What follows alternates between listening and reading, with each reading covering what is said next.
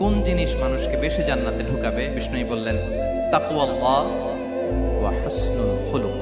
এক হচ্ছে আল্লাহর ভয়, আরেক হচ্ছে সুন্দর আচরণ। তাহলে এই হাদিস থেকে বুঝলাম যারা বেশি নামাজ পড়বে তারা বেশি জান্নাতে ঢুকবে নাকি? নামাজ পড়তে পড়তে যারা কপাল কালো করে ফেলছে এরা ঢুকবে না? যারা হজ করতে করতে বড় হাজী সাহেব হয়েছে, জিকির করতে করতে হাতে 3-4টা তাসবিহ রেখেছে, তাদের কথা বলা হয়েছে। এগুলো নিঃসন্দেহে অনেক বড় আমল, কিন্তু সবচাইতে বেশি জান্নাতে প্রবেশ করাবে যে আমল, বিষ্ণু বললেন এক হচ্ছে আল্লাহর ভয়, আরেক হচ্ছে সর্বোত্তম আচরণ।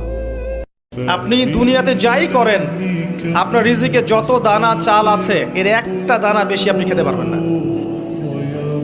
আপনি পৃথিবীতে যত কষ্টই থাকেন, হতাশায় থাকেন, একটা দানা রেখে পৃথিবী থেকে আপনি যাবেন না। তাই রিজিকের জন্য ঘুষ, সুদ, দুর্নীতি, অন্যের সম্পদ আত্মসাৎ করা, প্রতারণা, সিন্ডিকেট, মাপে কম দেওয়া, এগুলো ছেড়ে দেন। আপনার রিজিক আপনার কাছেই আছে, কেউ কেড়ে নিতে পারবে না। মৌত যেমন মানুষকে খোঁজে, রিজিক তেমন মানুষকে খোঁজে।